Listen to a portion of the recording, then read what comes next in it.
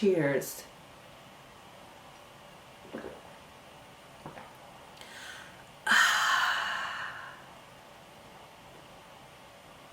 Hi, how you doing? Okay, so it's Maria here from Women into Wellness. Now what are we going to talk about today? We are going to talk about the ever so humble topic of that cool glass of water. Actually, that glass doesn't look too great, but you get my drift. I'm talking about water here. Why am I talking about water? Because water is the drink of life. Now, no kidding here. Water is so important for you, and we should all know this, but let me just tell you a little bit about why. So water is hugely important for all of your physiological functions within your body. You know, we all know that our body is largely and vastly made up of water, you know, all of our cells, but our physiological functions and also our mental capacity is dependent upon how well we are hydrated. Now, on every given day, when you first wake up in the morning, you have been asleep, you have not been drinking water. Most of us don't drink through the night. So you have already been in a drought, a water drought for the 6, 7, 8 hours that you've slept overnight. So what you need to do first thing in the morning is to drink a glass of water. Now you can wait till you go downstairs, you know, you can have your hot water with some lemon in it, if you're that switched on. You can have your nice herbal tea, you can have a cool glass of water. A good way to make sure you do it is by taking a glass or a bottle up to bed at night, so that when you wake up, as soon as you open those eyes in the morning, before you reach for your mobile phone, you know, you down this cup or this glass or half bottle of water. So, as we said, it's so vital for you. So what we want to make sure is that throughout the day we're hydrated so that we can perform optimally, and it's going to affect not only our physiology and our mental capacity, it's also of course going to affect that thing that we love to talk about and we're so vain about, but our appearance. Because if you are dehydrated and your body goes into this state of drought, what it's going to do is every little milliliter of water that it takes on board through your fruit, food or your drink, it's going to start to store that in case it has another drought, and this means it's going to get stored in your body, and it gets stored around your fat cells in areas where you are likely to then experience water retention and bloating like symptoms. Okay, and that's because you're dehydrated. So the more water you drink, the more that your body realizes that it can let go of the stores of water because it has a constant supply coming in, and therefore you are less likely to actually experience the symptoms of bloating. It's also important to make sure that we're taking on board the right sort of liquid. So of course, if we are taking on board caffeinated drinks, then actually they act as a diuretic, and a diuretic means that they actually encourage us to expel or lose water. So whenever you're drinking a caffeine, whether that's Coke or a tea or a coffee based drink or one of these energy drinks, then you're actually encouraging your body to lose water, and it has the potential effect to make you dehydrated.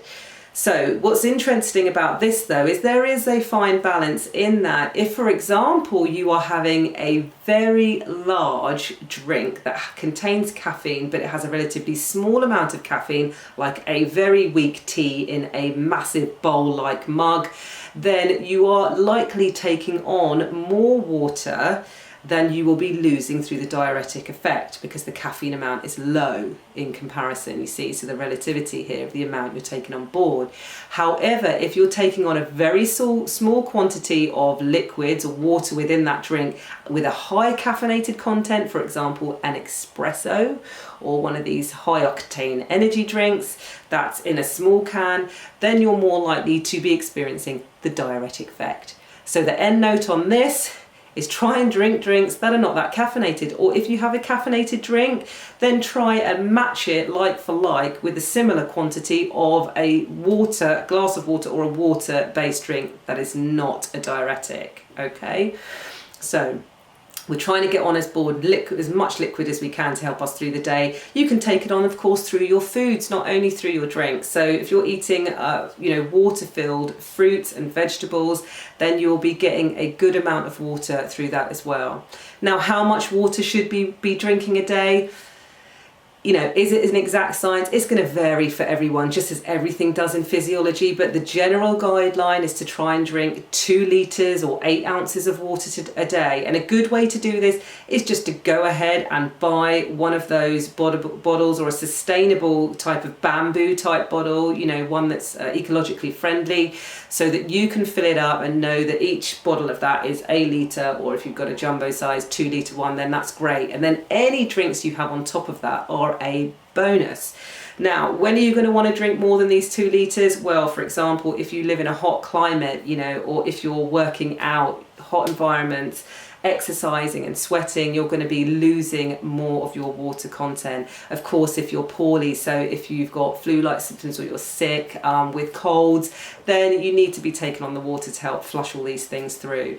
So there are lots of different times you may need to take on more than that, but if you're aiming for the 2 litres a day, you're generally going to be on target to at least getting the amount that is generally healthy for a person to have on board. So let's talk as well about how we can just make some really simple changes to embed getting this water into our lives. So we've talked about getting up first thing in the morning. Another thing is about keeping a bottle with you through the day. If you're at work or at home, having that mug on the table, and that whenever you go to the toilet, making sure that you come back and you have a drink. So you're losing some, you're replacing some. And the way that you know whether you're dehydrated or not, let's talk about going to the toilet, is to check the colour of your urine.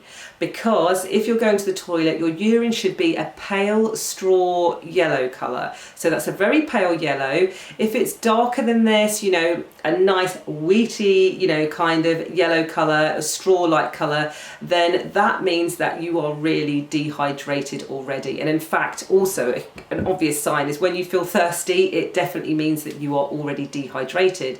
Another symptom of feeling dehydrated is, of course, getting things like headaches, dry mouth, and so on. So just make sure that you preempt it by trying to drink as much as you can beforehand, and be proactive rather than reactive.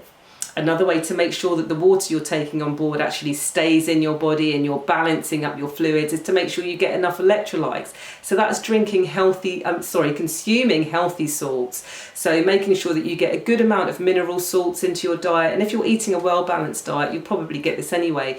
But simply by adding sometimes things like, not to every meal and certainly not to your cooking, add it perhaps afterwards to taste to your meal. But if you, for example, get one of these nice like Himalayan pink salts, the mountain salts that are high in mineral content, and having a little bit of that on one of your meals in the day can just help balance out your salts and make sure that you do hold on enough of those fluids that you require. So another way of making sure that through the day, another little tip to do is to ensure that, for example, before you go to bed, is to have a drink of water perhaps 90 minutes before you go to bed, because this helps flush out the toxins in your body. When we go into that rest and repair, that all important phase of sleep, it helps you flush and cleanse out all of those vital organs of your body and the work that your liver's doing. It helps with your lymphatic system as well. So try and drink some water, but don't drink it too close to bedtime, because it then may disturb your sleep. We'll talk about sleep another time, it's really important. So drink it early enough. And when you're going to have a meal, a good idea is to have a glass of water, or a small glass of water, no closer than 30 minutes before your meal.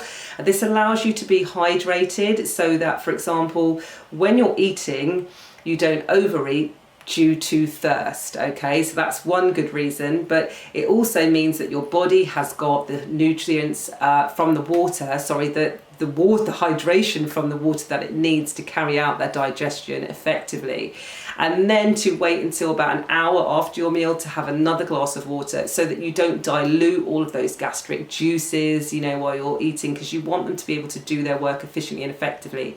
And if you're guzzling loads of liquid during your meal, you are diluting the power of your gastric acids. Okay, so leaving a little gap before and a little gap after. Now, there are so many other ways that you can get the nice healthy liquids into your life, but the important point here is to just remember that, you know, water is so important for you. It is so often overlooked.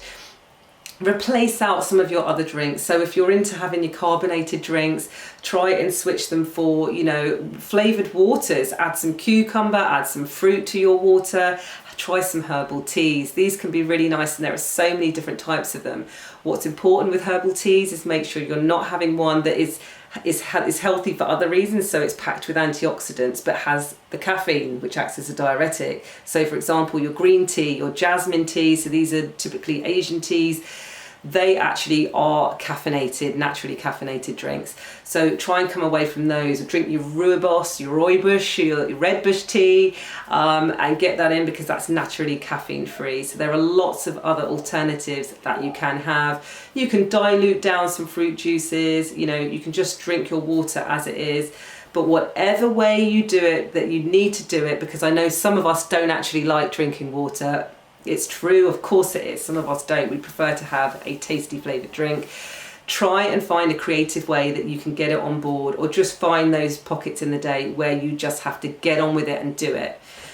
And on that note, there'll be more about water, you know, there'll be some more information. I've told you what to do, so really I've got to live up to it. Here's my water, look, down the hatch, and thank you for watching. And until then, I wish you well and stay hydrated. Thanks for watching.